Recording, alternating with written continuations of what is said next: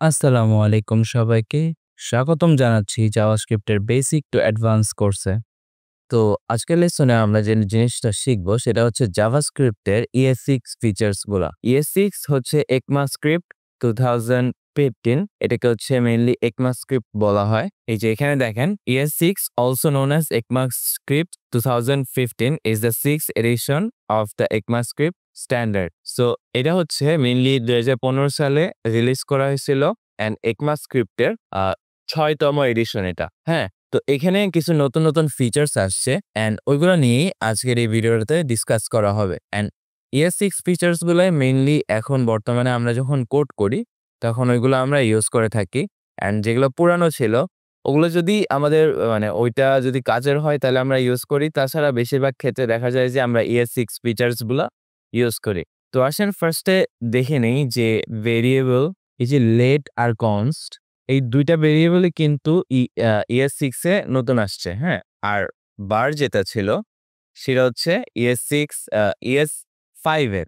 So এই late আর কনস্টটা তো আমি আপনাদেরকে আগেই বুঝাইছি যে লেটের যে আপনি ভেরিয়েবল গুলা দিবেন, যে ভ্যালু গুলা দিবেন সেটাকে পরে আপনি রিঅ্যাসাইন করতে পারবেন।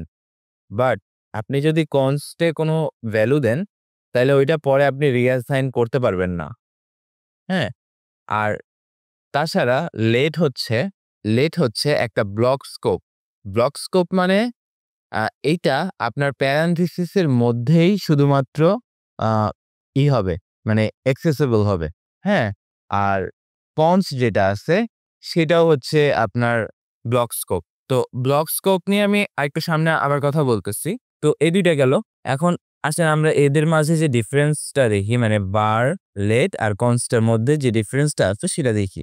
সো var যেটা আছে সেটা হচ্ছে আ ফাংশন স্কোপ অ্যান্ড এখানে হোস্টিংটা কাজ করে। তো ফাংশন স্কোপ বলতে আ আসলে আমি আপনাদেরকে একটা এক্সাম্পল দেখাই।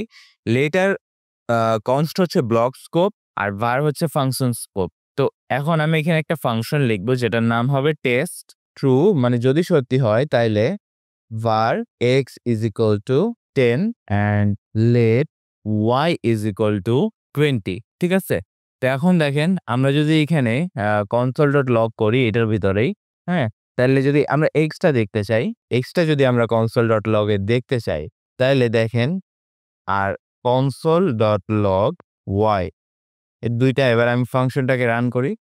Test parenthesis. সো দেখেন এবার কি হয়েছে? আমাদের যে x ভেরিয়েবলটা ছিল সেটা কিন্তু আমরা দেখতে পাচ্ছি। বাট এখানে y দেখার জন্য আমাদের এখানে দেখাচ্ছে যে আনকট reference error, y is not defined। এখন y is not defined but এখানে তো কিন্তু আমরা y কে ডিফাইন করছি। এখন এখানেই আসা হচ্ছে ব্লক স্কোপের কাজ। সো ব্লক স্কোপ যেহেতু এইটা, যেহেতু এই ভেরিয়েবলটা ব্লক স্কোপ, সেহেতু এটা জাস্ট প্যারেনথেসিস, যেই প্যারেনথেসিস এর মধ্যে ডিক্লেয়ার করা হবে জাস্ট ওইখানেই হচ্ছে আপনার শো করবে। সো আশা করি আপনারা বুঝতে পারছেন যে তো এইভাবেই মেইনলি এই ২ টার মধ্যে আমরা ডিফারেনশিয়েট করতে পারি। এখানে কিন্তু কনস দিলেও সেম ভাবেই হইতো, সমস্যা নাই। কারণ এটা হচ্ছে আমাদের প্যারেনথেসিস এর মধ্যে আছে, এইজন্য বাইরে আমরা এটাকে অ্যাক্সেস করতে পারতেছি না।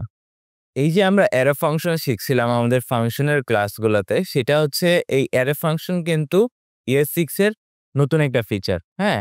তো এই অ্যারে ফাংশন আমরা এখন অনেক ইউজ করে থাকি। কারণ অ্যারে ফাংশনটা অনেক বেশি ইজি অ্যান্ড কম লেখা লাগে এটাতে মেইনলি। তাছাড়া এটা আমাদের কোডটাকেও মানে বুঝতে সুবিধা বেশি করে।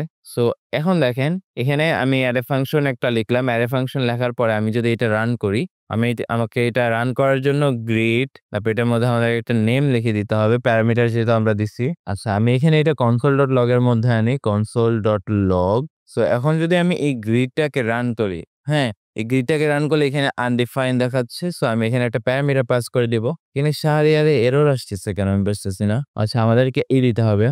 এখানে প্রোটেকশন দিতে হবে। এইজন্য আমাদের মেইনলি এররটা আসতেছে। সো দেখেন এখানে আমরা একটা অ্যারে ফাংশন ইউজ করছি, হ্যাঁ? সো আমরা যখন অ্যারে ফাংশন ইউজ করব তখন যদি আমাদের যেই প্যারামিটারস আছে সেটা যদি একটা হয়, আমাদের যদি লাইন একটা হয় তাইলে আমাদের এখানে আ কার্লি ব্রেসেস দেওয়ার দরকার নাই। এখানে আমাদের কার্লি ব্রেসেস দেওয়ার দরকার নেই। অর্থাৎ আমরা এই এক লাইনে এভাবে করে লিখতে পারবো।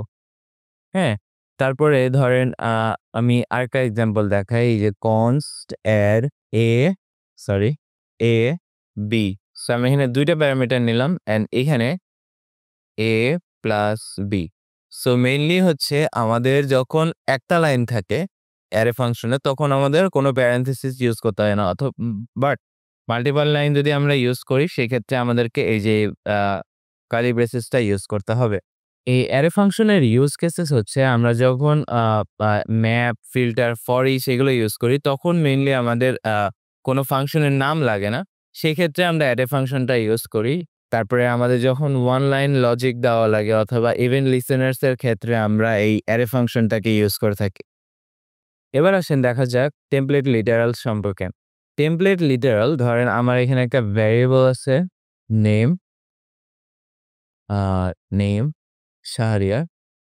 এখন আমি যদি console.log এ এই ভ্যারিয়েবলটাকে আমার যে console.log এ লেখা আছে সেখানে এড করতে চাই অথবা জাভাস্ক্রিপ্টে মানে আমি স্ট্রিং এর মধ্যে যদি আ জাভাস্ক্রিপ্ট কোড করতে চাই সেক্ষেত্রে আমাদের টেমপ্লেট লিটারালটা ইউজ করা যেতে পারে। টেমপ্লেট লিটারালস এর জন্য আমাদের মেইনলি ব্যাকটিক্স ইউজ করা লাগে। এখন ব্যাকটিক্স ইউজ করলে আমরা এর ভিতরে টেমপ্লেট লিটারালস ইউজ করতে পারবো। তো ধরেন আমি এখানে হ্যালো মাই নেম ইজ তারপর আমি এখানে টেমপ্লেট লিটারালস দেওয়ার জন্য একটা ডলার সাইন দিব, ডলার সাইন দিয়ে কার্লি ব্রেসেস দেব।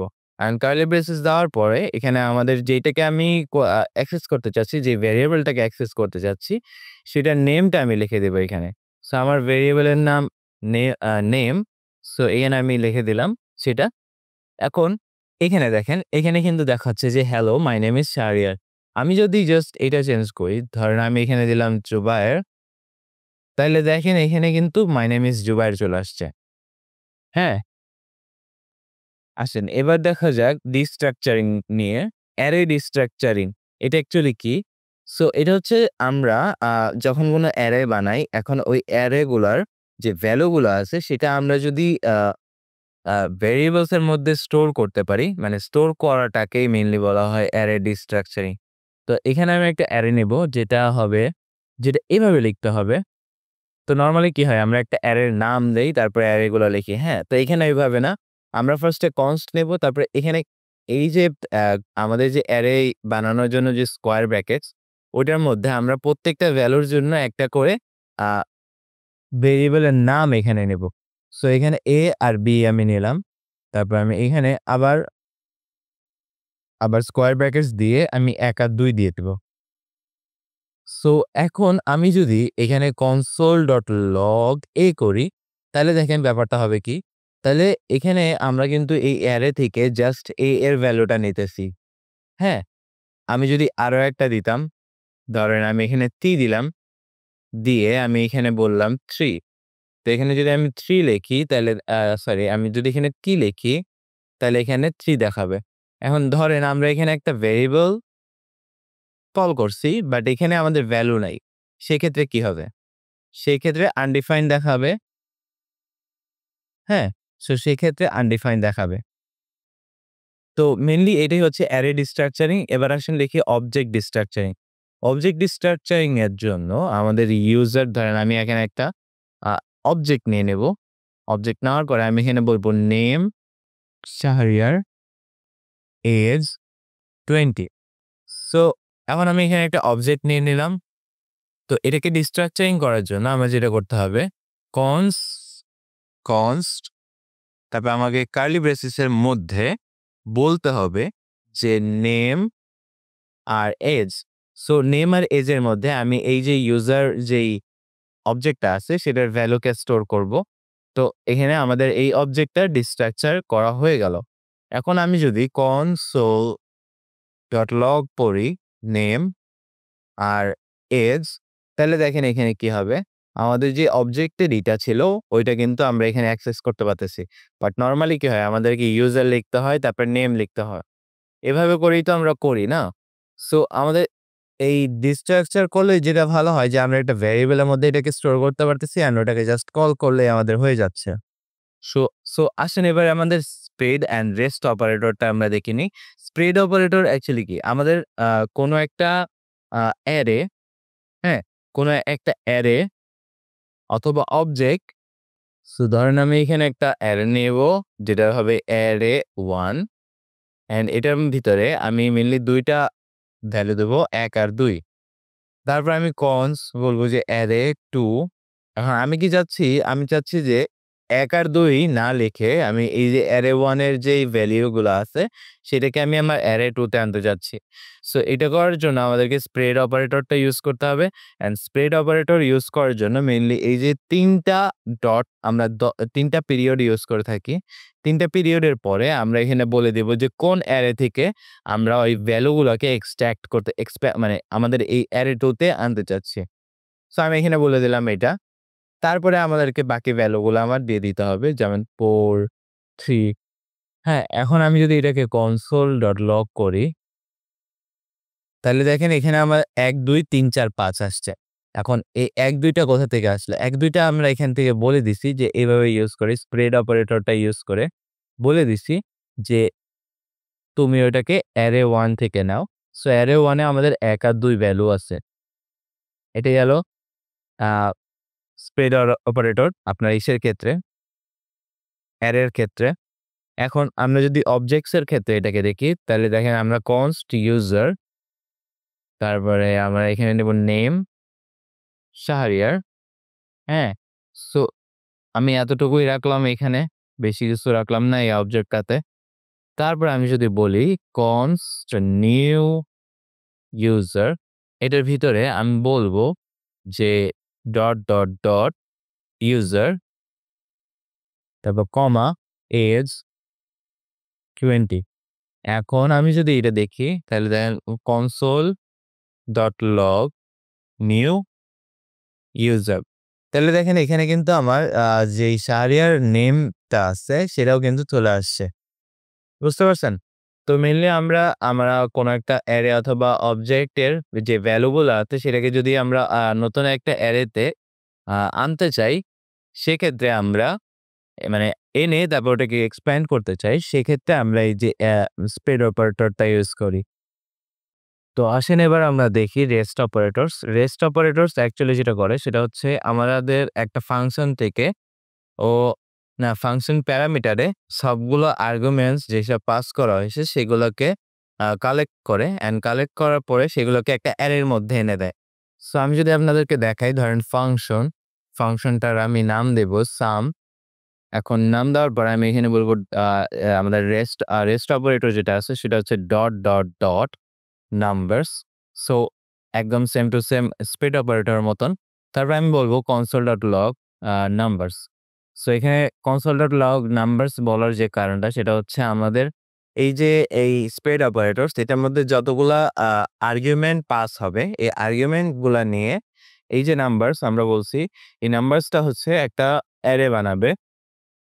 অ্যান্ড ওই অ্যারেটা পরে আমরা ইউজ করতে পারবো। ধরেন আমি এখানে যদি বলি return numbers dot reduce total num। এখন আমি এখানে নাম্বারগুলোকে যোগ করব। সো যোগ করার জন্য আমি এখানে বলবো টোটাল প্লাস নাম। তারপর আমি এখানে ইনিশিয়াল যে টোটাল ভ্যালুটা থাকবে সেটাকে 0 করে দেব। সো এখন আমি যদি এখানে console.log করি এন্ড এখানে সামটাকেও ফল করি। সামের ভিতরে কিন্তু আমরা এখানে প্যারামিটার যেহেতু দিচ্ছি সেহেতু আর্গুমেন্টস তো বা পাস করা লাগবেই। সো আমি এখানে বলবো ২, ৪, ৩, ৬। ২, ৪ আর ৬। সো দেখেন এখানে এই যেটা হচ্ছে আমাদের এখানে ফার্স্টে আমরা এখানে স্প্রেড অপারেটরটা ছিল। আমরা কি বলি এখানে রেস্ট অপারেটর দিয়ে বলে দিচ্ছি। তারপর আমরা এখানে বলছি যে console.log numbers মানে এটা দিয়ে যে অ্যারেটা তৈরি হবে সেটাকে দেখাও। সো এখানে আমাদের দিয়ে যে ৩ টা আর্গুমেন্ট পাস করছি সেই ৩ টা আর্গুমেন্ট নিয়ে ও একটা আ অ্যারে বানায় ফেলছে। তারপরে আমরা এখানে যেগুলা পাস করছি সেটা দিয়ে কিন্তু আমরা নাম্বারটাও যোগ করে ফেলছি। সো এখানে যদি আমি ১০ দিতাম, তাহলে দেখেন এখানে কিন্তু ১৮ দেখাইতো। সো কিছুটা এভাবে হচ্ছে রেস্ট অপারেটর কাজ করে। তাছাড়াও আপনাদের ধরেন এখানে একটা আ অ্যারে আছে। এখন অ্যারেটার ফার্স্ট একটা অংশ আছে। আর আরেকটা অংশ আমরা ধরেন রেস্ট এই যে এভাবে করে আমরা রেস্ট নিয়ে তারপর আমরা এটাকে আ এখানে ধরেন আমাদের অ্যারে যেটা আছে ১০, ২০, ৩০, ৪০, ৫০। তো ধরেন এইখানে আমি যদি console.log করি ফার্স্ট, তাহলে এখানে ফার্স্টে যেটা আছে সেটাকে দেখাবে জাস্ট। আর তারপরে যদি আমি console.log করি রেস্ট রেস্ট, তাহলে দেখেন এখানে কি হবে, আমাদের বাকি ভ্যালুগুলো দেখাচ্ছে। কারণ আমরা বলছি ফার্স্টেরটা জাস্ট ফার্স্ট ভ্যালুতেই করবা, আর রেস্ট অফ দ্য যেসব ভ্যালুগুলো আছে সেগুলোকে তুমি হচ্ছে বাকিগুলোতে নিয়ে আসবা। সো এভাবেও আপনারা ইউজ করতে পারেন রেস্ট অপারেটরটাকে। তারপর আসেন আমরা দেখি ডিফল্ট প্যারামিটারস। ডিফল্ট প্যারামিটারস হচ্ছে আমরা যখন একটা ফাংশনে আ একটা প্যারামিটার কল করি সেটার ডিফল্ট ভ্যালু কি হবে সেটাকে আমরা ডিফাইন করার জন্য ডিফল্ট প্যারামিটারস ইউজটা করতে পারি। সো ফাংশন ধরেন আমি এখানে ফাংশন নিয়ে নিলাম ফাংশন গ্রিট। তারপর এখানে আমি বলব name is equal to guest. So guest আমি এখানে এটাই হচ্ছে মেইনলি ডিফল্ট যে ভ্যালুটা আমাদের ওইটা আমরা এখানেই কল করে দিচ্ছি। তারপর আমরা এই ফাংশনটার মধ্যে বলবো console.log, তারপর আমরা ব্যাকটিক দিয়ে টেমপ্লেট লিটারালস ইউজ করব হ্যালো, এই যে dollar sign curly braces and আমাদের যে ভ্যালুটা আছে সেটা। সো এখন আমাদের এখানে আমরা যদি এটা রান করি গ্রিট, তাহলে দেখেন যেটা হবে সেটা হচ্ছে হ্যালো গেস্ট এখানে দেখাচ্ছে। বাট আমি যদি এখানে কোনো একটা পাস করি কোনো কিছু, আমাদের এখানে বারবার আমি এই দিতে ভুলে যাচ্ছি মানে কোটেশন। সো দেখেন এখানে কিন্তু তাইলে এটা আপডেট হয়ে যাবে। মানে আমাদের মেইনলি যখন এখানে কোনো কিছু থাকবে না, সেই ক্ষেত্রে যেটা ইউজ করবে সেটা আমরা এখানে ডিফল্ট প্যারামিটারস এর মধ্যে পাস করে দিচ্ছি। তো এগুলাই ছিল মেইনলি ES6 এর কিছু আ ফিচারস। সো আশা করি আপনারা বুঝতে পারছেন। অ্যান্ড এরপরে যেটা ভিডিও থাকবে সেখানে আমরা শিখব যে স্কোপ আর হোস্টিং জিনিসটা কি। তো এতটুকুই ছিল আজকে পর্যন্ত। তো এতটুকুই ছিল আজকের জন্য। দেখা হবে নেক্সট ক্লাসে। ততক্ষণ পর্যন্ত ভালো থাকুন, সুস্থ থাকুন। আল্লাহ হাফেজ।